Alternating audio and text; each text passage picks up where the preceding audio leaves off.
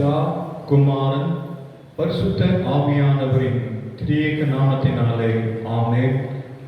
திருத்துவ பண்டிகைக்கு பின்வரும் இரண்டாம் ஞாயிறு ஆராதனைக்கு ஆரம்பமாகவும் ஆண்டுடைய நாமத்திற்கு புகழ்ச்சி உண்டாகவும் கீர்த்தனை பாடல்களில் 179வது கீர்த்தனை பாடலை பாடுவோம்.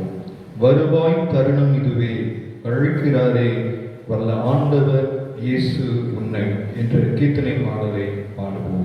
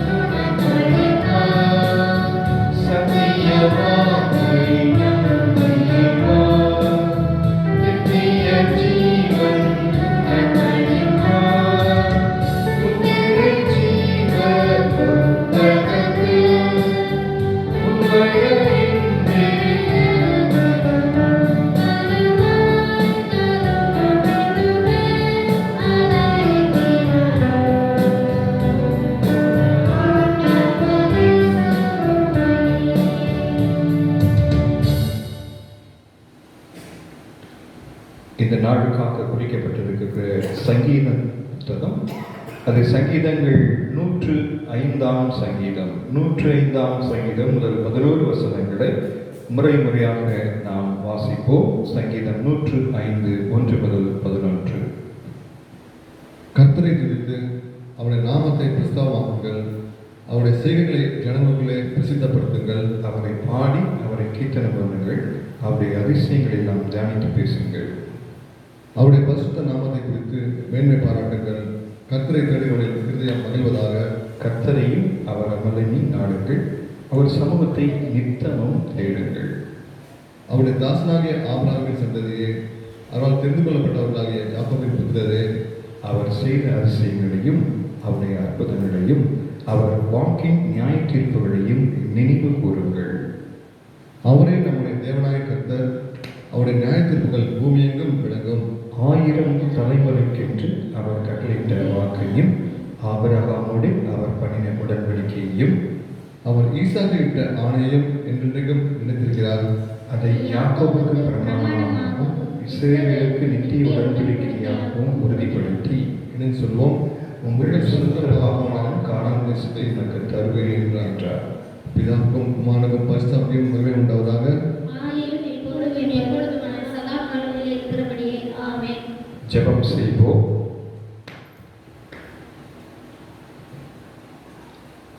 அன்பு நிறைந்த எங்கள் நல்ல ஆண்டவரே, உம்மை நாங்கள் துதிக்கிறோம், உம்மை ஸ்தோத்திரிக்கின்றோம். ஆண்டவரே, உம்முடைய பாதத்திலே இந்த பரிசுத்த ஓய்வு நாளிலே நாங்கள் அர்ப்பணிக்கின்றோம். ஆண்டவர், உம்மை நாங்கள் துதித்து மகிமைப்படுத்தி உம்முடைய வார்த்தைகளை தியானிக்கும் போது எங்கள் மத்தியில் பிரசனராக இருப்பதற்காக நமக்கு நன்றி.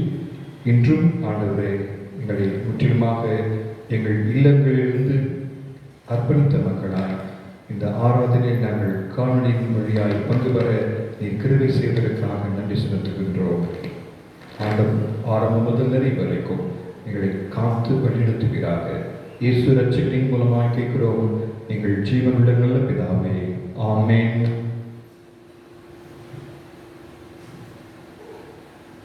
மீண்டும் ஆண்டுடைய நாமத்திற்கு மகிமை உண்டாக ஞான பாடலில் 155வது ஞான பாடல் முதல் 3 கவிகளை பாடுவோம். இயேசுவே எத்தன்மையான கேடும் என்னில் இல்லையோ, ஆதாமுடைய வித்தான துர்க்கணத்தான் அல்லவோ, பாபினான் என்ற அடியேனும் வெட்கத்தோடே சொல்ல வேண்டும். 155ஆம் ஞான பாடல் முதல் 3 கவிகள்.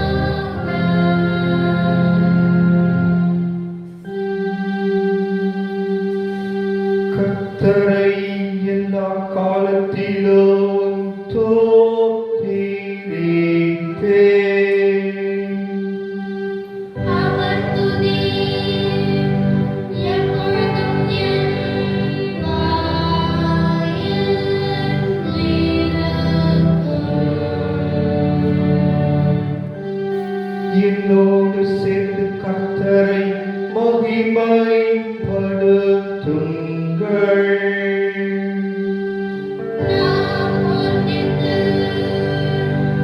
அவர் நாமத்தை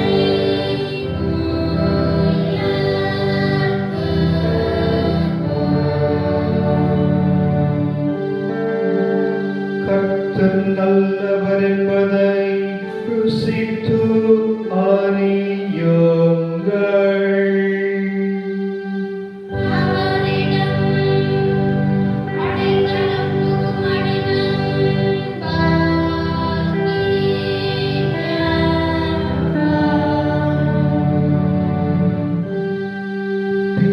பிதாவுக்கும் குமாரனுக்கும் பரிசுத்த ஆவியானவருக்கும் மகிமை உண்டாவதாக.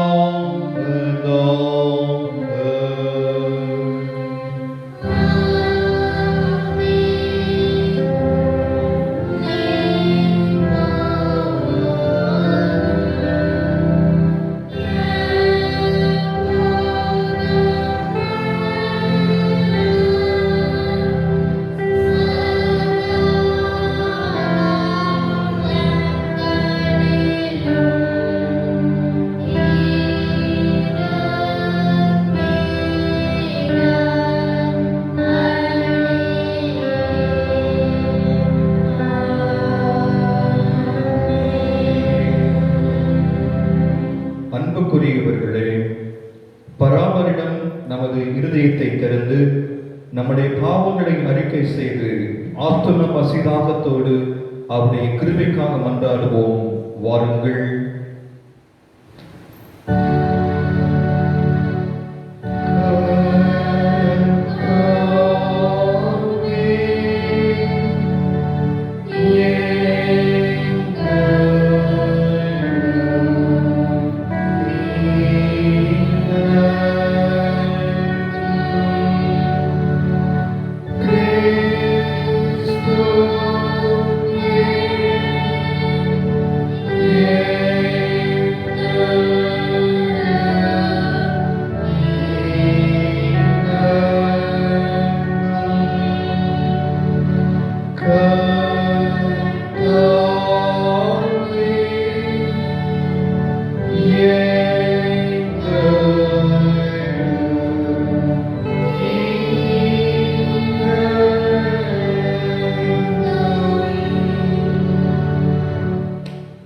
பிதா நமக்கு இறங்கினார்.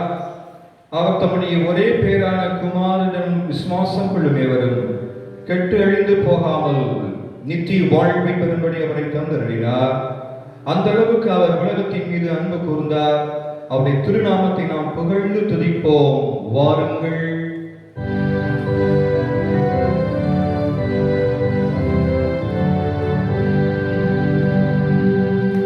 உன்னதங்களில் இருக்கிற பராபரனுக்கு மகிமையும் பூமியிலே சமாதானமும் மனித பேரிலே பிரியமும் உண்டாவதாக.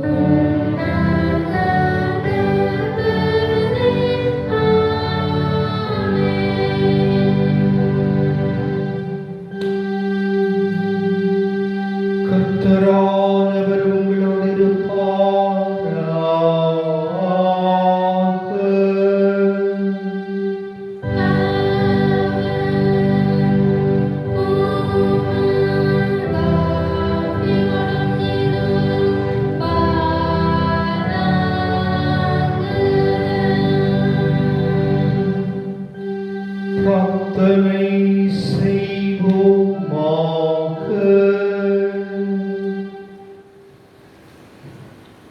கர்த்தராகிய கடவுளே, தேவரீர் உம்முடைய உறுதியான அன்பில் நீர் நிலைத்திருக்கிறவர்களை கைவிடாமல் ஆண்டு வழிநடத்தி வருகிறபடியால் உமது பரிசுத்த நாமத்தை பற்றிய பயபக்தியோடு கூடிய அன்பு எங்களுக்கு இருக்கும்படி நீர் அருள் புரிய வேண்டும் என்று உம்மோடும் பரிசுத்த ஆவியோடும் என்றென்றைக்கும் ஜீவித்த அரசாழ்கிற எங்கள் நாதர் இயேசு கிறிஸ்துவின் மூலமாய் உம்மை வேண்டிக் கொள்கிறோம்.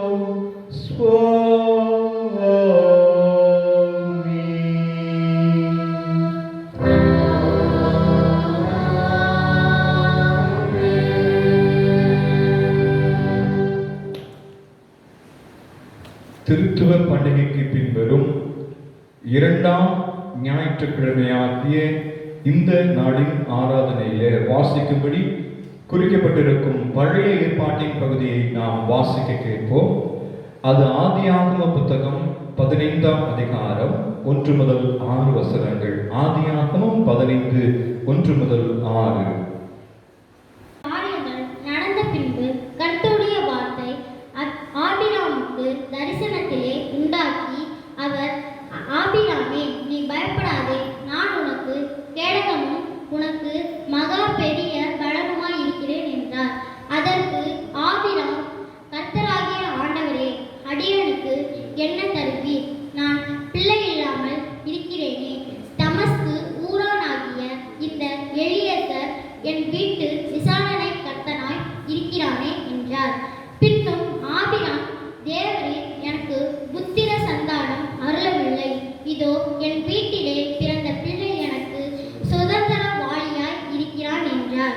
அப்பொழுது கர்த்தருடைய வார்த்தை அவனுக்கு உண்டாகி, இவன் உனக்கு சுதந்திரவாளி அல்ல, உன் கற்பு பிறப்பாய் இருப்பவனே உனக்கு சுதந்திரவாளியாவான் என்று சொல்லி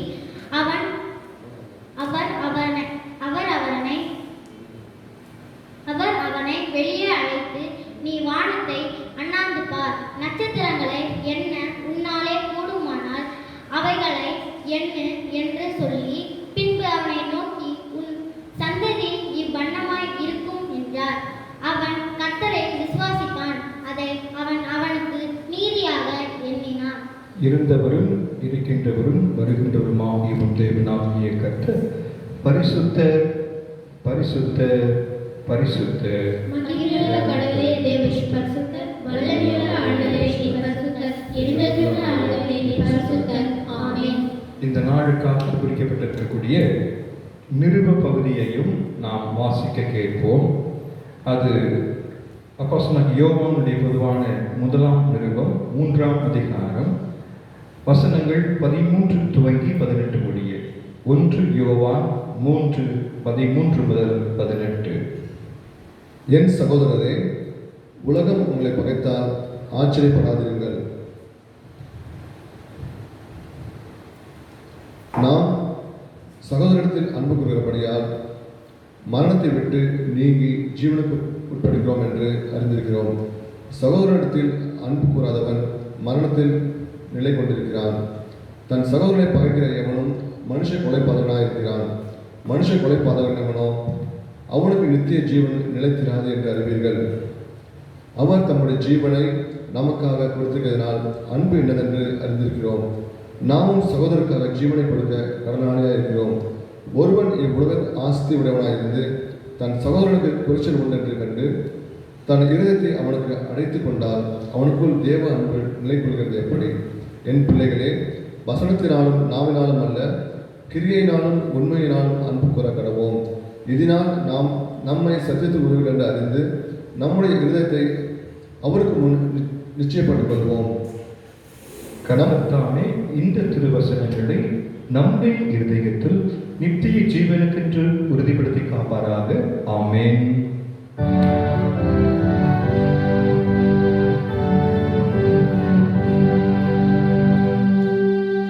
உங்களை அந்தகாரத்தில் நின்று தமது ஆச்சரியமான வழிநடத்துக்கு வரவிருத்தலின் குணாதிசயங்களை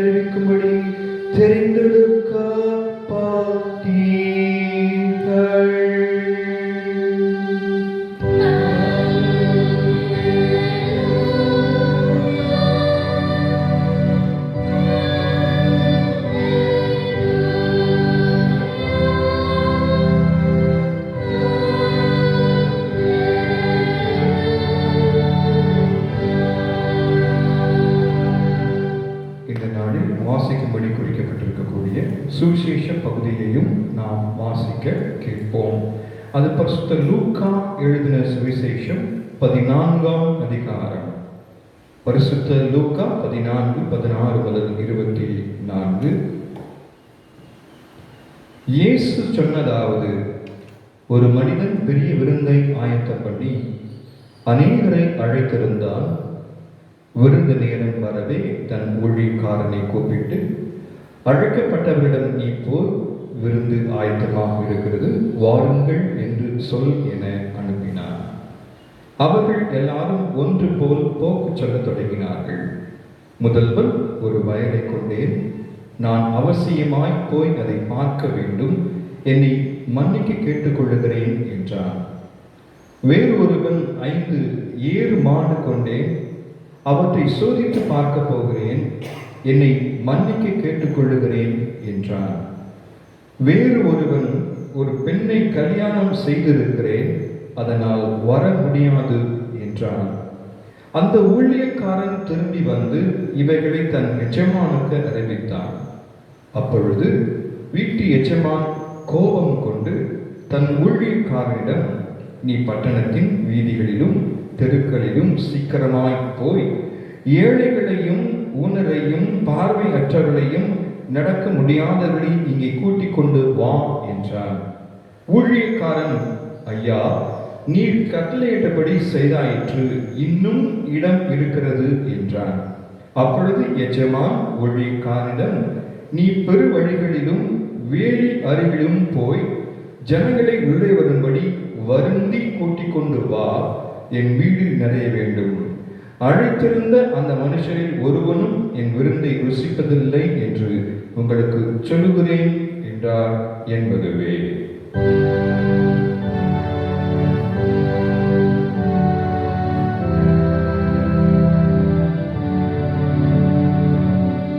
பராபருடைய நல்ல வார்த்தைக்காக அவருக்கு ஸ்தோத்திரம்.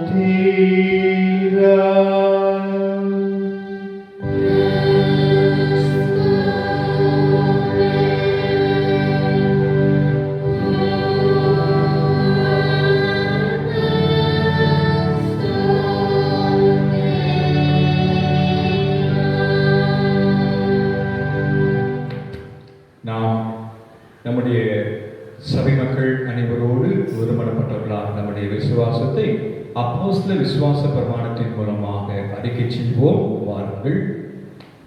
பரலோகத்தையும் பூலோகத்தையும் படைத்த சர்வத்திற்கு வல்ல பிதாவாகிய பிதாவை விசுவாசிக்கிறேன். அவருடைய உண்டான குமாரன் நம்முடைய மீட்பெருமாக என்றவராக இயேசு கிறிஸ்துவை விசுவாசிக்கிறேன். இவர் பரிசுத்த ஆவியினாலே கர்ப்பமாக உற்பவித்து கன்னி வழியாக பிறந்து பொந்தை பிரார்த்தனையில் பாடுபட்டு சிலுவையில் அறைந்து மரித்து அடக்கம் செய்யப்பட்டார். பாதாளத்தில் இறங்கி 3ஆம் நாள் மரித்தொழுந்து வைத்தெழுந்தார். பரமனுக்கு ஏறி சர்வத்திற்கும் வல்ல பிதாவாகி பராபரைய வலது பாரசத்தில் வைத்திருக்கிறார். அவரிடத்திலிருந்து மரித்தோரும் எங்களோரையும் நியாயத்திற்கு வருவார். பரிசுத்த ஆவியானவரை விசுவாசிக்கிறேன். பொதுவான பரிசுத்த சபையும் பரிசுத்த ஐக்கியமும் பாவ மன்னிப்பும் சரீர விடுதலும் நித்திய ஜீவனும் உண்டென்று விசுவாசிக்கின்றேன். ஆமென். இந்த விசுவாசத்திலே நாம் எல்லாரும் உறுதியோடு நிலைத்திருக்க ஆண்டவர் தாமே கிருபையும் தயவும் நமக்கு செய்வாராக. ஆமென். இந்த வாரத்தில் தன்னுடைய வாழ்க்கையில பிறந்த நாள் திருமண நாள் கண்டு நடி செலுத்துகிறவர்கள் 13ஆம் தேதியாக இன்று திரு ஸ்டீஃபன் சுந்தர் அவர்கள் தன்னுடைய வாழ்க்கையில பிறந்த நாளை கண்டு நன்றி செலுத்தியிருக்கிறார்கள். அதே போல 17ஆம் தேதி திரு ஞானதேசிக பாண்டியன் அவர்களும் திருமதி சுபு சுலோச்சனா அவர்களும் திருமண நாளை நினைவு கூறுகிறார்கள். இவர்களுக்காக ஆண்டுடைய கருத்தை நம்மை அர்ப்பணித்து ஜெபிப்போம். வாருங்கள்.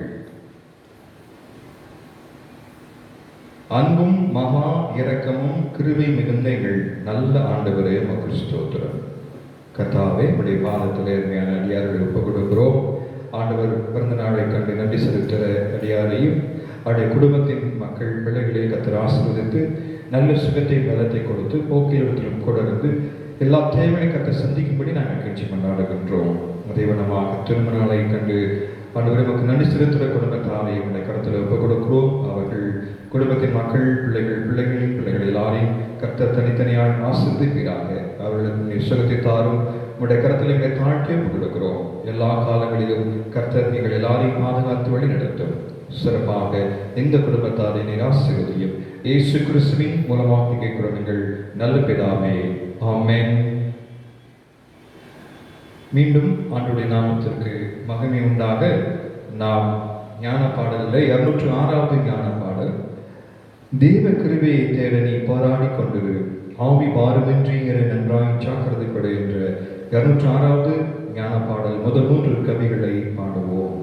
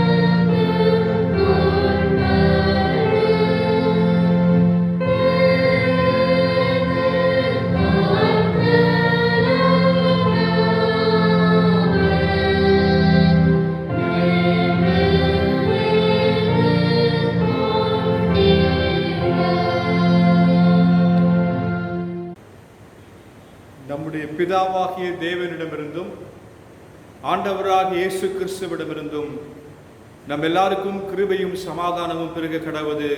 ஆமேன்.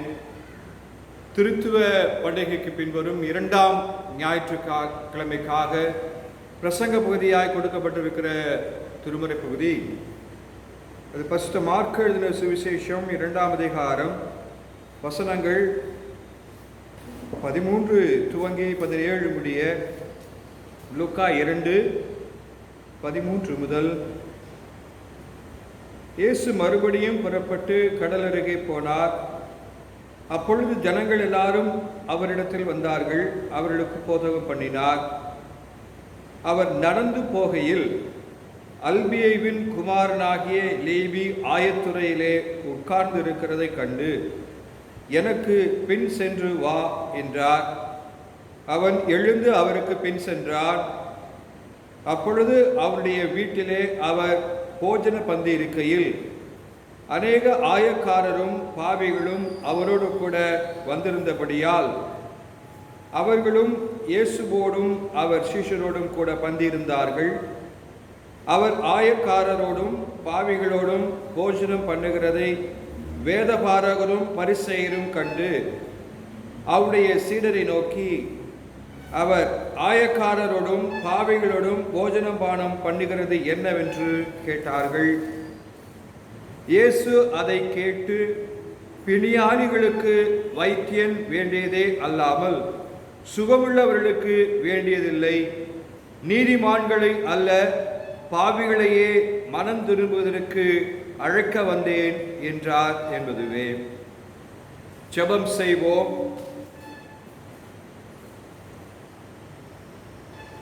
வாரும் பரிசுத்த ஆவியானவரே, உம்மை விசுவாசிக்கிற எங்கள் உள்ளத்திலே நீர் தங்கியிருந்து அதை உமது அன்பித்தையினால் நிரப்பியருளும். பற்பல மொழிகள் பேசும் பல நாட்டினரை ஒரே விசுவாசம் உடையவர்களாய் இருக்கும்படி கூட்டி சேர்த்திருக்கிற தேவரீர், உம்முடைய வசனத்தை கொண்டு எங்களை உமக்கென்று விளைக்கச் செய்தருளும். உம்முடைய வார்த்தையே சத்தியம் சுவாமி. ஆமேன். கிறிஸ்துவுக்குள் அன்பானவர்களே, திருத்துவ பண்டிகைக்கு பின்வரும் 2ஆம் ஞாயிற்றுக்கிழமையாகிய இன்று நாம் வாசிக்க கேட்ட பகுதியில் ஆண்டவராகிய இயேசு கிறிஸ்து பாலஸ்தீனா பகுதியிலே, முக்கியமாக கலிலேயா பகுதியை சுற்றிலும் அவர் பணி செய்திருக்கிறார் என்பதை நாம் பல இடங்களிலே வாசித்திருக்கின்றோம். குறிப்பாக அவருடைய திருப்பணி என்பது கலிலேயா பகுதியை மையமாக கொண்டு இருக்கும் என்று நமக்கு தெரியும். அந்த கலிலேயா பகுதியிலே கப்பர்நகூம் என்ற ஒரு இடம், அந்த இடத்தில்தான் இந்த சம்பவம் நடைபெற்றது. இந்த கப்பர்நகூம் என்பது அந்த காலத்தில் அநேக ஊர்களுக்கு, நாடுகளுக்கு சாலைகளின் மூலமாக தொடர்புடையதாக இருந்தது என்பதை வரலாற்று பூர்வமாக நாம் அறிந்திருக்கின்றோம். இந்த பாலஸ்தீன நாடு மற்ற நாடுகளோடு கூட வியாபாரத்தின் மூலமாக தொடர்பு கொள்வதற்கு சாலை வழிகள் அதிகமாக பயன்படுத்தப்பட்டது. லேண்ட் டிராஃபிக் அதிகமாக இருந்தது. அதில் முக்கியமாக இந்த கப்பர்நகூமுக்கு அதில் நிறைய பங்கு உண்டு. Palestine is the land bridge between Europe and Africa என்று சொல்லுகிறார்கள். ஆகவே பல நாடுகளுக்கு, ஐரோப்பிய நாடுகளுக்கும் ஆப்பிரிக்க நாடுகளுக்கும் ஒரு பாலமாக அமைந்தது என்று அவர்கள் குறிப்பிடுகிறார்கள். எகிப்து, மெசபத்தோமியா போன்ற நாடுகளுக்கு இங்கிருந்து சாலைகள், நெடுஞ்சாலைகள் வழி நடத்தின என்ற குறிப்பும் அங்கு காணப்படுகிறது. அரசியல் சூழலை பார்க்கிற போது இந்த கலிலேயா பகுதியை ஏரோது அந்திபா என்ற ஒரு அரசன் ஆட்சி செய்து வந்தான் என்பது நமக்கு தெரியும். அதே வண்ணமாக யூதேயா பகுதியிலே ரோம ஆட்சியின் கீழ் இருந்ததும் நமக்கு வரலாற்று பூர்வமாக அங்கு குறிக்கப்படுகின்றது. வியாபாரத்திற்கு முக்கியமாக இந்த பகுதி இருந்ததினால அநேக மக்கள் இங்கு வந்து செல்வார்கள். ரோம அரசருக்காக, ரோம ஆட்சிக்காக வரி வசூல் செய்வதற்கும் அங்கு மக்கள் நியமிக்கப்பட்டார்கள். அவர்கள் தான் ஆயக்காரர் என்று அழைக்கின்றோம். அப்படிதான் இந்த இடத்துல அங்கு குடியிருக்கிற மக்களோடும் வியாபாரத்துக்கு கடந்து வருகிற மக்களுக்கும் வரி வசூலிக்கின்ற பணியை இவர்கள் செய்து வந்தார்களாம். லேவி என்று வாசிக்கின்றோம். மத்தேயு என்று மறுநாமம் இருக்கக்கூடிய அந்த லேவி இதே போல வரி வசூலிக்கின்ற தொழிலில் தன்னை ஈடுபட்டு கொண்டு இருந்தார் என்பது நமக்கு தெரியும். ஆகவே இந்த வரி வசூலிக்கிறவர்கள் அங்க இருக்கிற மக்களாலே வெறுக்கப்பட்டார்கள், பாவிகள் என்று அழைக்கப்பட்டார்கள். ஆனால் இயேசு கிறிஸ்து அவருடைய அணுகுமுறை இந்த இடத்துல எப்படி இருந்தது என்பதை தான் இன்றைக்கு நாம் சிந்திக்க இருக்கின்றோம். முதலாவது, பாவிகளை அழைக்கிறவராக இருக்கிறார் இயேசு கிறிஸ்து. பாவிகளை அவர் அழைக்கிறவராக இருக்கிறார். இந்த இடத்துல நாம் பார்க்கின்ற போது இயேசு கிறிஸ்து கடற்கரையிலே அவர் போதனை செய்து வந்தார். ஆண்டவராக இயேசு கிறிஸ்து ஜெப ஆலயங்களிலே போதனை செய்து வந்தார். ஆனால் வேதபாரகரும் பரிசேயரும் அவரை ஜெப ஆலயத்துக்குள்ளே அனுமதிக்க கூடாது என்று சொல்லி சில சட்டங்களை அவர்கள் இயற்றினார்கள். அப்பொழுதுதான் ஆண்டவராகிய இயேசு கிறிஸ்து வழி அருகே கடற்கரையிலே மலைப்பகுதிகளிலெல்லாம் மக்களுக்கு வார்த்தைகளை பகிர்ந்து கொண்டு வந்தார் என்பதையும் நாம் வேதாகமத்திலே வாசிக்கிறோம். அப்படிதான் கடற்கரையிலே அவர் வார்த்தைகளை பகிர்ந்து கொண்டு பிறகு அவர் மக்களோடு கூட சீடர்களோடு கூட நடந்து போகின்றார். அந்த காலத்தில் யூத ரபிமார்கள் நடந்து போகும்போது அநேக சீடர்கள் அவர்களை சூழ்ந்து வருவார்களாம். அப்போது அந்த யூத ரபிமார்கள் போதனை செய்து கொண்டு வருவார்கள் அவர்களுக்கு. அதே போல ஆண்டவராக இயேசு கிறிஸ்துவும் பல மக்களோடு சீடரோடு கடந்து போகின்ற போது அவர் மக்களுக்கு வார்த்தைகளின் மூலமாய் சில போதனைகளை அவர் கொடுத்து வந்தார். அப்படி அவர் கடந்து போகும் மாத்திரம் அங்க லேவி என்ற மனிதனை ஆயத்துறையிலே அவர் சந்திக்கின்றார். இந்த டாக்ஸ் கலெக்ஷன் பூத் என்ற அந்த இடத்துல அந்த மத்தேயு என்கிற லேவி அமர்ந்திருக்கிற போது என்னை பின்பற்றி வா என்று மத்தேயுவை அழைக்கின்றார். அந்த காலத்துல மக்களுக்கு வரி எவ்வளவுன்னு யாருக்குமே தெரியாதாம். அந்த வரி வசூலிப்பவர்கள் என்ன வேண்டுமானாலும் வசூலிப்பார்கள். அதிகமாக கமிஷன் அவர்கள் அதற்காக பெற்றுக்கொள்வார்கள். அப்படிப்பட்ட நிலையிலே தான் இங்கு எல்லா மக்களும் அந்த வரி வசூலி செய்தவர்களை வெறுப்பார்கள். அதிலும் குறிப்பாக ரோம அரசருக்கு, ரோம அரசாங்கத்துக்கு வரி கொடுப்பது என்பது யூதர்களுக்கு பிடிக்காத காரியம். காரணம், அந்த பணமானது மற்ற தெய்வ வணக்க வழிபாடுகளுக்கு பயன்படுத்தப்படுகிறது என்ற ஒரு சிந்தனை யூதர்களுக்கு காணப்பட்டதினாலே இன்னும் அதிகமாக அவர்கள் வெறுத்தார்கள். இந்த இடத்துல அப்படிப்பட்ட மக்களாலே வெறுக்கப்பட்ட ஒரு மனிதனை ஆண்டவராக இயேசு கிறிஸ்து அழைக்கின்றார். Call of the man whom all men hated. எல்லாரும் வெறுக்கிறார்கள், ஆண்டவராக இயேசு கிறிஸ்து அழைக்கிறவராக இருக்கின்றார். இந்த இடத்துல ஆண்டவராக இயேசு கிறிஸ்து இந்த உலக பார்வையிலே வெறுக்கப்படுகிற மக்களை தாம் அழைத்து அவர்களை ஆசீர்வதிக்கின்றவராக இருக்கிறார் என்ற குறிப்பை நாம் காண்கின்றோம். அதே போல லூக்கா 5ஆம் அதிகாரம் 8ஆம் வசனத்தில் நாம் வாசிக்கும் போது, சீமோன் பேதுரு அதை கண்டு இயேசுவின் பாதத்தில் விழுந்து, ஆண்டவரே, நான் பாவியான மனுஷன், நீர் என்னை விட்டு போக வேண்டும் என்றான். பேதுரு நான் பாவியான மனுஷன் என்று சொல்லி அறிக்கை செய்கிற போது அந்த பேதுருவையும் ஆண்டவராக இயேசு கிறிஸ்து அழைக்கிறதை நாம் அங்கு தொடர்ந்து வாசிக்கின்றோம். அதே வண்ணமாக சவுல் என்ற ஒரு வாலிபன் ஆண்டவராக இயேசு கிறிஸ்துவை முற்றிலுமாய் புறக்கணிக்கின்ற ஒரு மனிதனாக வாழ்ந்து வந்தான். அது மாத்திரமல்ல, இயேசு கிறிஸ்துவை பின்பற்றுகிற அடியார்கள் எல்லாரையும் துன்புறுத்துகிற ஒரு பணியிலே தன்னை ஈடுபடுத்திக் கொண்டிருந்தான். ஆனாலையும் அப்படிப்பட்ட ஒரு சவுலாகிய வாலிபனையும் இயேசு கிறிஸ்து அழைக்கிறவராக இருக்கின்றார். அப்போஸ்தலர் 9ஆம் அதிகாரம் முதல் 2 வசனங்களை நாம் காணும்போது, சவுல் என்பவன் இன்னும் கர்த்தருடைய சீசரை பயமுறுத்தி கொலை செய்யும்படி சீரிய பிரதான ஆசாரியிடத்திற்கு போய், இந்த மார்க்கத்தாராகிய புருஷரையாகிலும் ஸ்திரீயையாகிலும் நான் கண்டுபிடித்தால் அவர்களை கட்டி எருசலேமுக்கு கொண்டு வரும்படி தமஸ்குவில் உள்ள ஜெப ஆலயங்களுக்கு நிருபங்களை கேட்டு வாங்கினான். முற்றிலுமாய் இயேசு கிறிஸ்துவை அவரை பின்பற்றுகிற மக்களை துன்புறுத்துவதற்காக பணியில் நியமிக்கப்பட்ட ஒரு மனிதன் தான் அந்த சவுல். அவனையும் ஆண்டவராக இயேசு கிறிஸ்து அழைக்கிறதை நம்ம பார்க்கிறோம். இந்த உலக வாழ்க்கையிலே பாவிகளாக மக்களால் தீர்மானிக்கப்படுகிறவர்கள், புறக்கணிக்கப்பட்ட மக்கள், ஒதுக்கப்படுகிற மக்களை ஆண்டவராக இயேசு கிறிஸ்து அழைத்து அவர்களை ஆசீர்வதிக்கிறவராக இருக்கிறார் என்பதைத்தான் இன்று நாம் பார்க்கின்றோம். மக்களால் வெறுத்து யாரெல்லாம் ஒதுக்கப்படுகிறோம் என்று நாம் நினைக்கின்றோமோ, கர்த்தராலே நாம் அங்கீகரிக்கப்படுகிறோம் என்பதை நாம் உணர இந்த நாளில் இந்த சம்பவம் நமக்கு கற்றுக் கொடுக்கிறது. இரண்டாவதாக, பாவிகளை அழைப்பது மாத்திரமல்ல, பாவிகளை ஆதரிக்கின்றார். ஆண்டவராக இயேசு கிறிஸ்து பாவிகளை ஆதரிக்கிறவராக இருக்கிறார். இங்கு நாம் அந்த வாசிக்க கேட்ட பகுதியில மத்தேயுவை அழைத்து ஊழியத்துக்காக தன்னை அர்ப்பணிக்கும்படி அவனிடத்தில் அந்த பொறுப்பை அவர் கொடுக்கிறவராக இருக்கிறார். சீடனாய் மாற்றக்கூடிய தகுதியை ஆண்டவர் கொடுக்கிறார் என்று நாம் அறிந்திருக்கின்றோம். 1 தீமோத்தேயு 1:15 இப்படி வாசிக்கின்றோம்.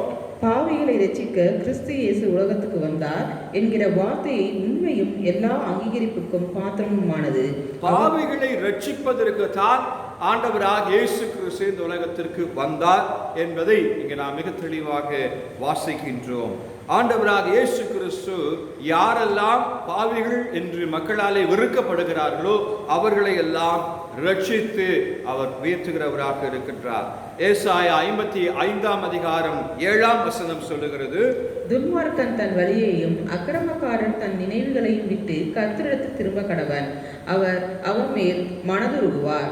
அவர் மேல் மனதுருகிறவராக இருக்கிறார். யாரெல்லாம் துன்மார்க்கர்களாக பாவிகளாக இது உலகத்தில் வாழ்ந்து வருகிறோமோ அவர்கள் எல்லாரையும் ஆண்டவர் நேசித்து நல்வழிப்படுத்துகிறவராக இருக்கிறார், ஆதரிக்கிறார் என்பதை நாம் நிச்சயமாக அறிந்து கொள்ள முடிகிறது.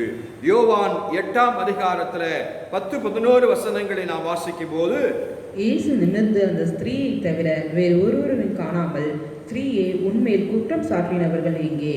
ஒருவனாகிலும் உன்னை ஆக்கினைக்குள்ளாக தீர்க்கவில்லையா என்றார். அதற்கு அவள், இல்லை ஆண்டவரே என்றார். இயேசு அவளை நோக்கி, நானும் உன்னை ஆக்கினைக்குள்ளாக தீர்க்கிறதில்லை, நீ போ, இனி பாவம் செய்யாதே என்றார். இந்த சம்பவம் நமக்கு எல்லாருக்குமே தெரியும்.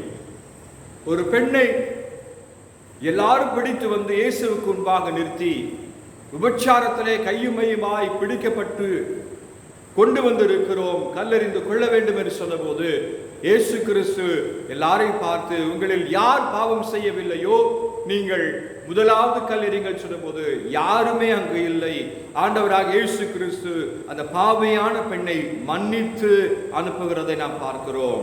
அங்கு ஆதரிக்கிறவராய் மற்ற எல்லாரும் இந்த மகளை மாத்திரம் குற்றம் சுமத்துகிற போது இயேசு கிறிஸ்து விடுவித்து ஆசீர்வதிக்கிற தெய்வமாக அங்கு காணப்படுகின்றார். கிறிஸ்துவுக்குள் அன்பானவர்களே, பாவிகளை ஆதரிக்கிறவராக நம்முடைய ஆண்டவராக இயேசு கிறிஸ்து இருக்கிறார்.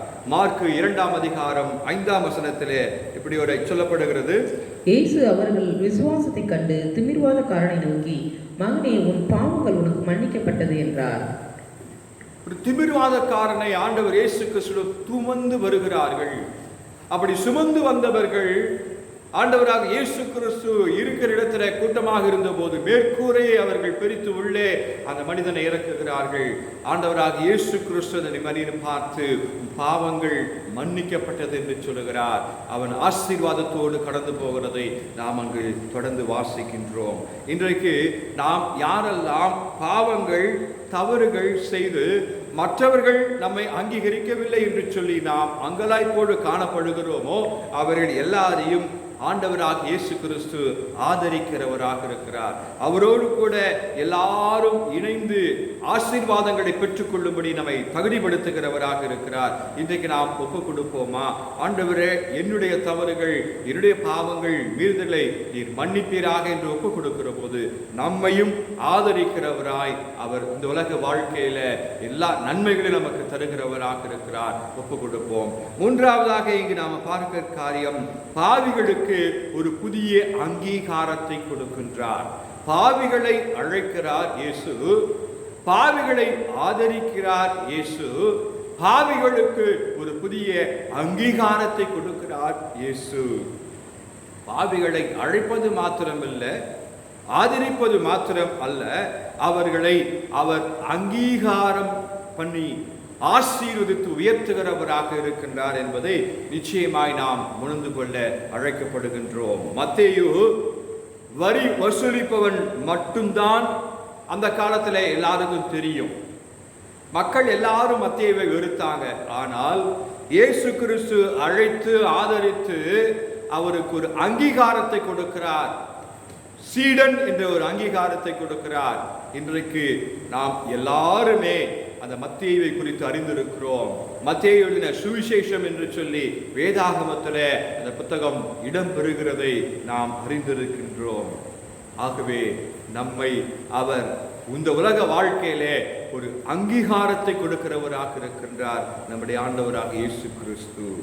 லூக்கா 19ஆம் அதிகாரத்தில் 9ஆம் வசனத்தை நாம் வாசிக்கும் போது, இயேசு அவனை நோக்கி, இன்றைக்கு இந்த வீட்டுக்கு ரட்சிப்பு வந்தது, இவனும் ஆபிரகாமுக்கு குமாரனாய் இருக்கிறானே. சகேயு இதே போல ஒரு ஆயக்காரனாய் பணியாற்றிய மனிதன்தான். எல்லாரும் அவரை வெறுத்தார்கள். ஆனால் இயேசு கிறிஸ்துவை அவன் சந்திப்பதற்காக மரத்தில் ஏறி அவன் அமர்ந்திருந்த போது இயேசு பெயரை சொல்லி அழைத்து அவருடைய இல்லத்திற்கு சென்று, இன்றைக்கு இந்த வீட்டிற்கு ரட்சிப்பு வந்தது, இவனும் ஆபிரகாமுடைய குமாரனாய் இருக்கிறான் என்ற ஒரு அங்கீகாரத்தை ஆண்டவர் கொடுக்கிறவராக இருக்கிறார். எல்லா காரியத்தையும் அவன் இரட்டத்தனையாய் திருப்பி செலுத்துகிறான். ஒரு புதிய ஆசீர்வாதம், அங்கீகாரம் அந்த சகேயுவுக்கு கிடைக்கிறதை இங்கே எல்லாமே வாசிக்கின்றோம். கிறிஸ்துவுக்குள் அன்பானவர்களே, அப்படிப்பட்ட ஆண்டவர் தான் நம்முடைய ஆண்டவராக இயேசு கிறிஸ்து. லூக்கா 15ஆம் அதிகாரத்தில் நம்ம எல்லாருக்குமே தெரிந்த சம்பவம், மனம் திரும்பிய அந்த மைந்தன். அவன் தன்னை ஒப்பு கொடுக்கின்றான்.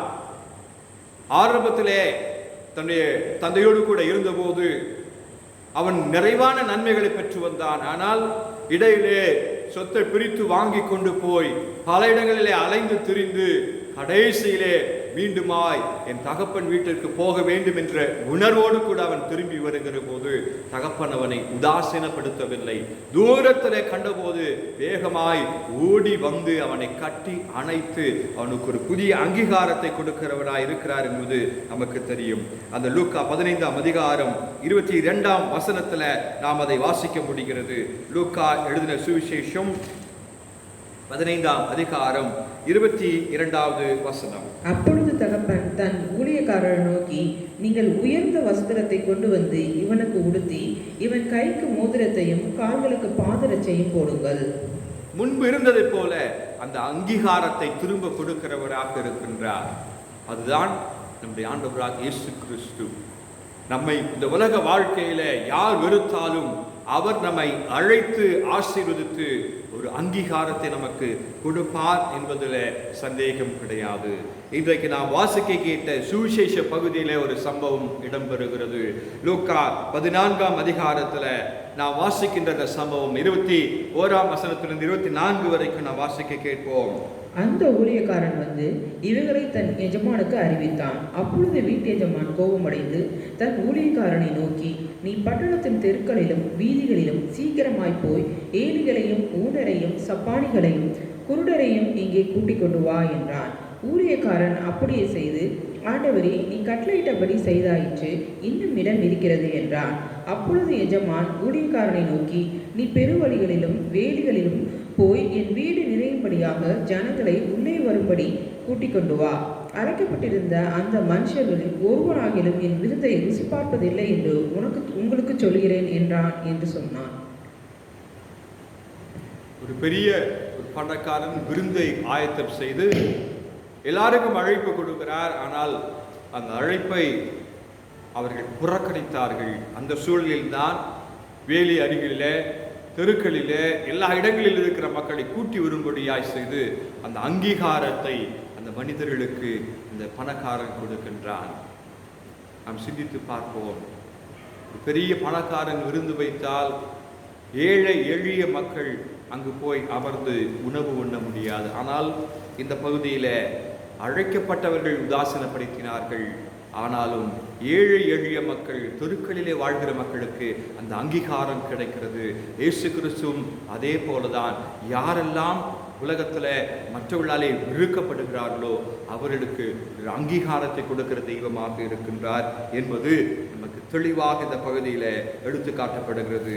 நான் வாசிக்க கேட்ட மார்க்கு 2ஆம் அதிகாரத்தினுடைய கடைசி வசனம் 17ஆம் வசனத்தில் இயேசு அதை கேட்டு, விஞ்ஞானிகளுக்கு வைத்தியன் வேண்டியதை அல்லாமல் சுகமுள்ளவர்களுக்கு வேண்டியதில்லை, நீதிமான்களை அல்ல பாவிகளையே மனம் திரும்புவதற்கு அழைக்க வந்தேன் என்றார். இயேசு கிறிஸ்து மத்தேயுவோடு கூட அநேக ஆயக்காரர்களும் பாவிகளும் இருக்கிற போது அவரோடு சேர்ந்து உணவு உண்டு கொண்டிருந்தார். அப்போது அங்கு இருக்கிற வேதபாதகர் பரிசேயர் சொன்னார்கள், பாவிகளோடும் ஆயக்காரரோடும் கூட இவர் உணவு உண்டு, அங்கோ அவர் ஐக்கியப்படுகிறார் என்று சொல்லி. அதற்கு பதிலாக இயேசு கிறிஸ்து சொல்லுகின்றார், நான் பாவிகளை தான் ரட்சிக்க வந்தேன் என்று. தெளிவாக அவர்களுக்கு எடுத்து சொல்லுகிறார். ஆகவே இந்த உலக வாழ்க்கையில யாரெல்லாம் நொறுக்கப்பட்ட மக்களாக, வெறுக்கப்பட்ட மக்களாக, தவறுகளை நாங்கள் செய்துவிட்டோம், நாங்கள் பாவிகள் என்று சபை தாழ்த்துகிறோமோ, அவர்கள் எல்லாரையும் ஆண்டவர் உயர்த்துகிறவராயிருக்கிறார், புதிய அங்கீகாரத்தை கொடுக்கிறவராக இருக்கிறார். ஆகவே இன்றைக்கு நம்முடைய வாழ்க்கையில பாவிகளை அழைக்கிறார் இயேசு, பாவிகளை ஆதரிக்கிறார் இயேசு, பாவிகளுக்கு அவர் புதிய அங்கீகாரத்தை கொடுக்கிறார் என்று சொல்லி நாம் சிந்தித்து ஆண்டவருடைய கரத்தில் நம்மை அர்ப்பணிப்போம். எல்லாரும் ரட்சிக்கப்பட ஆண்டவர் விரும்புகிறார். குறிப்பாக அவர் பாவிகளை ரட்சித்து ஆசீர்வதித்து உயர்த்துகிறவராக இருக்கிறார். இந்த நிறைவான ஆசீர்வாதத்தை நாம் பெற்றுக்கொள்வதற்கு நம்மை அவருடைய கரத்தில் ஒப்புக் கொடுப்போமா? கர்த்ததாமின் திருவசனங்களை ஆசீர்வதிப்பாராக. ஆமென்.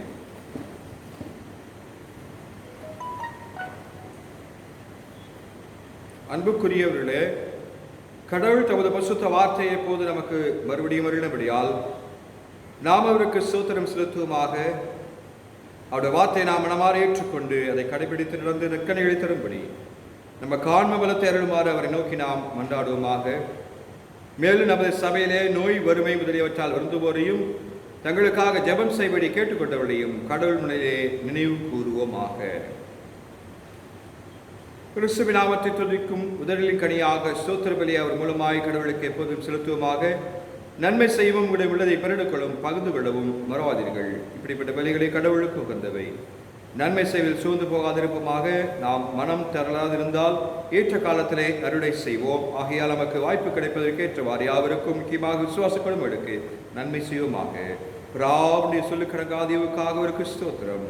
நம்முடைய ஆண்டவராகிய இயேசு கிறிஸ்துவின் கிருபை, பிதாவாகிய கடவுளின் அன்பும் பரிசுத்த ஐக்கியமும் நம் அனைவரோடும் இருப்பதாக. ஆமென்.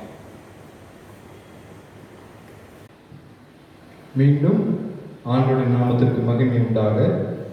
ஞானப்பாடல் 174 ஞானப்பாடலிலே முதல் 2 கவியையும் 4ஆம் கவியையும் பாடுவோம். இயேசு பாவி நேசதாய், வழிதப்பி போன யாரும் அவரால் திரும்பலாம், அவரால் எக்கேடும் மாறும், அவரால் ரட்சிப்புண்டாம், இயேசு பாவி நேசத்தாம்.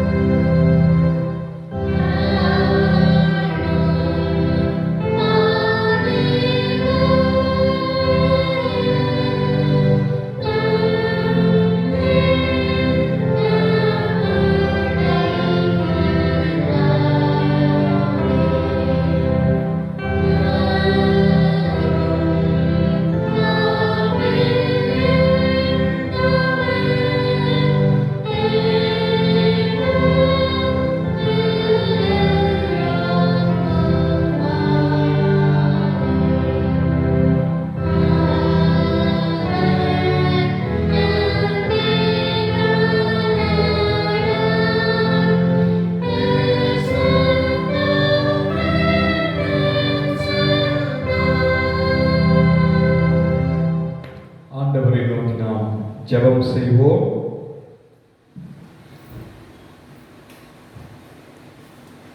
அன்புள்ள பராபரனே, எங்கள் உண்டான மீட்பரின் பிதாவே, இந்த உலகத்தில் உள்ள திருச்சபை நீர் கண்ணோக்கி ஆசீர்வதியும்.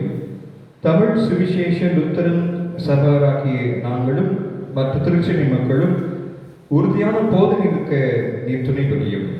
எங்கள் திருச்சபையின் பேராயர் குருவானவர்கள், எங்கள் திருச்சபை தலைவர்கள் மற்றும் எங்கள் சபையிலும் சபை நிறுவனங்களிலும் உழைக்கின்ற மக்கள், பிற இடங்களில் வேலை செய்கிற எங்கள் சபையாரையும் நம்முடைய பரிசுத்த ஆவியால் நிரப்பி அவர்கள் ஊழியத்தை ஆசீர்வதியும். எல்லாரையும் மீட்க வல்ல ஒரு நற்செய்தியையும் பரவும்படி செய்து பிற மதத்தினர் எல்லாரையும், முக்கியமாக எங்கள் ஊராரையும் நாட்டினரையும் தேவரீர் உம்மிடம் திருப்பியுள்ளோம். நாங்கள் உம்மை உறுதியாக விசுவாசித்து உம்மிடமும் எல்லா மனிதரிடமும் அன்பு கூறுவதற்கு எங்களுக்கு துணை புரியும். அறுவடை ஆண்டவரே, உமது அறுவடைக்கு உண்மையும் நேர்மையான ஊழியரை எங்கள் இடையே அனுப்பமை வேண்டிக் கொள்கின்றோம். திருப்பணிக்கென்று பயிற்றுவிக்கப்படுகிற மாணவர்களையும் அவர்களுக்கு போதிக்கும் ஆசிரியர்களையும் உமது ஆவியால் நிரப்பியிருக்கும். உமது அறுவடைக்கென்று அனுப்பப்பட போகும் இந்த புது ஊழியரை கொண்டு எங்கள் சபைகளுக்கும் நாட்டிற்கும் ஆசீர்வாதம் பெருக செய்யும். உலகதிகாரிகள் எல்லாருக்கும், எங்கள் குடியரசின் தலைவருக்கும் அவர்களை சேர்ந்த யாவருக்கும் தேவையான எல்லா வரங்களையும் நன்மைகளையும் கொடுத்துள்ளோம். எங்கள் நாட்டை ஆள்வோர் நியாயமானதை செய்து நீதியை நிலைநாட்டவும், நலமானவற்றை செய்து நாட்டை முன்னேற்றம் அடைய செய்யவும் அவர்களுக்கு வழிகாட்டியலும். நாங்களும் பாவமான யாவற்றையும் நிறுத்தும் நம்முடைய சத்தத்தை நிறைவேற்றவும், நேர்மையான குடிமக்களாக வாழ்ந்து பிறருக்கு நன்மை செய்யவும் எங்களுக்கு துணை புரியும். எங்களிடையே இருக்கிற ஏழைகள், நோயாளிகள், கர்ப்பவதிகள், மரண அவசரம் இருக்கிறவர்கள், பலவையான இக்கட்டுகளில் அகப்பட்டிருக்கிறவர்கள், கிறிஸ்தவர்களாக இருப்பது நிமித்தம் துன்புறுத்தப்படுகிறார்கள் எல்லாருக்கும் உம்முடைய ஆவியானவரை கொண்டு ஆறுதலும் ஆத்ம பலமும் அளித்தருளும். பரமபிதாவே, நாங்கள் மிகுதியான பாவங்களை செய்துள்ளாக இருப்பதனால் உம்மிடமிருந்து எந்த வகையான நன்மை பெற தகுதியற்றவர்களாக இருக்கிறோம். என்றாலும் எங்கள் மீட்பராக இயேசு கிறிஸ்துவின் நிமித்தம் தேவரீர் எங்கள் பாவங்களை மன்னித்து எங்கள் விண்ணப்பங்களுக்கு செவி சாய்த்திட வேண்டும் என்று உம்மை வேண்டிக் கொள்கிறோம். பஞ்சம், யுத்தம், கொள்ளை நோய், பேல் காற்று, பெருவெள்ளம், இடியினால் உண்டாகும் சேதம், எதிர்பாராத வகையில் நேரிடும் மரணம், நரக தண்டனை இதனை கீழே நின்று எங்களை நீர் விலைக்கு காத்தருளும். நிலம் தரும் விளைவை செழிக்கச் செய்து எங்கள் வாழ்க்கைக்கு தேவையான எல்லா நன்மைகளையும் எங்களுக்கு கொடுத்து உம்முடைய ஆசீர்வாதங்களால் எங்களை நிரப்பிட வேண்டும் என்று உம்மை கெஞ்சி கேட்டுக் கொள்கிறோம். ஆண்டவரே, இந்த உலகம் முழுவதும் பாதிக்கப்பட்டிருக்கிற ஒரு சூழலில் நாங்கள் இருக்கிறோம். படிப்படியாக இந்த தொற்று நோயினுடைய காரியங்கள் குறைவதற்காக நமக்கு நன்றி. முற்றிலுமாக மாறி போவதற்கு கர்த்தர் கிருபை செய்யுங்க. ஆண்டவரே, இந்த தொற்று நோய் கிருமி முற்றிலுமாக அழிந்து ஆண்டவரே நாங்கள் அன்றாட பணிகளை செய்வதற்கு ஏற்ற ஒரு சூழலை உருவாக்கும்படி நாங்கள் கெஞ்சி மன்றாடுகிறோம். பாதிக்கப்பட்ட மக்கள், மருத்துவமனையில் இருக்கிறவர்கள், சிகிச்சை பெற்று வருகிறவர்கள் எல்லாருக்கும் நீ சுகத்தை கொடுக்கும்படி நாங்கள் கெஞ்சி மன்றாடி கேட்டுக்கொள்கிறோம். ஆண்டவர் எல்லாரையும் பாதுகாத்து சுகமற்று இல்லம் திரும்பதற்கு துணை புரிகிறார். எங்கள் திருச்சபை மக்கள் அநேகர் பாதிக்கப்பட்டிருக்கிறார்கள். அவர்களுக்கும் நீ சுகத்தை தாரும். ஆண்டவரை நாங்கள் துதிக்கிறோம், ஸ்தோத்தரிக்கிறோம். எங்களை தாழ்த்தி எங்களுடைய கரத்தில் ஒப்புக் கொடுக்கிறோம். எங்கள் நாட்டின் ஒவ்வொரு தலைவர்களுக்காக ஜெபிக்கின்றோம். அவர்கள் எடுக்கிற முயற்சிகளை கர்த்தர் வாய்க்கை செய்ய ஏற்ற ஆலோசனைகள் நீர் அவர்களுக்கு தரும்படியாக கேட்கிறோம். எங்கள் தமிழ்நாட்டுக்காக ஜெபிக்கிறோம். தமிழ்நாட்டின் முதலமைச்சருக்காக, அமைச்சர்களுக்காக, எல்லா அரசாங்க அதிகாரிகளுக்காக நாங்கள் ஜெபிக்கிறோம். ஒவ்வொருவரை கர்த்தர் ஆசீர்வதித்து நடத்தும். எங்களை முற்றிலுமாக இந்த கருத்தில் ஒப்புக் கொடுக்கிறோம். இயேசு இரட்சகரின் வழியாக இந்த விண்ணப்பங்களை ஏறெடுக்கிறோம். எங்கள் நல்ல பிதாவே, ஆமென். பரமண்டலங்களில் இருக்கிற எங்கள் பிதாவே, உம்முடைய நாமம் பரிசுத்தப்படுவதாக, உம்முடைய ராட்சியம் வருவதாக, உம்முடைய சித்தம் பரமண்டலத்தில் செய்யப்படுவது போல பூமியிலேயும் செய்யப்படுவதாக. அன்று வேண்டிய எங்கள் அப்பத்தை இன்று எங்களுக்கு தந்தருளும். எங்களிடம் கடன் பட்டவர்களுக்கு நாங்கள் மன்னித்திருக்கிறது போல் எங்கள் பாவ கடன்களை எங்களுக்கு மன்னித்தருளும். எங்களை சோதனைக்குட்பட பண்ணாதலும் தீமையிலிருந்து எங்களை ரட்சித்தருளும். ராஜ்யமும் வல்லமையும் மகிமையும் என்றென்றைக்கும் உம்முடைய சுவாமி. ஆமென்.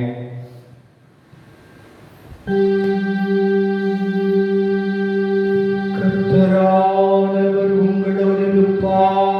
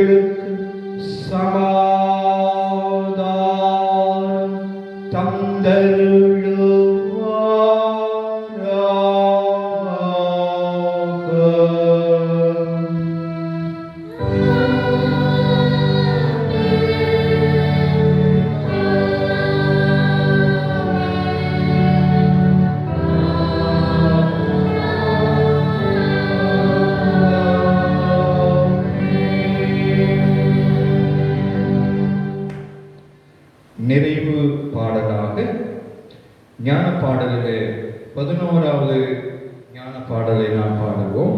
கர்த்தரை காப்பாற்றும் ஆசீர்வாதம் தாரும் எங்கள் மேல் உம்முகத்தை வைத்து வீசும் மொழியே என்ற பாடலை பாடுவோம். 11வது ஞான பாடல்.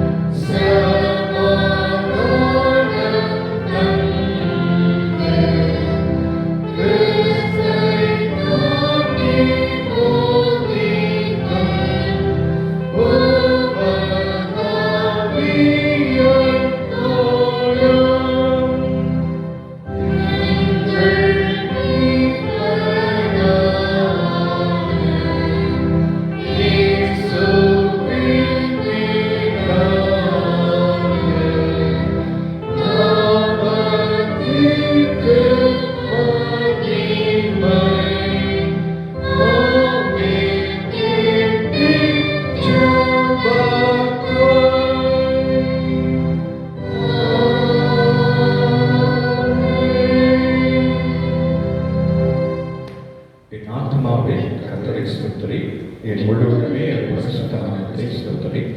என் ஆத்மாவே கர்த்தரை ஸ்தோத்திரி. கர்த்தர் செய்த சகல உபகாரங்களையும் மறவாதே. ஆமென். கர்த்தருக்கு ஸ்தோத்திரம்.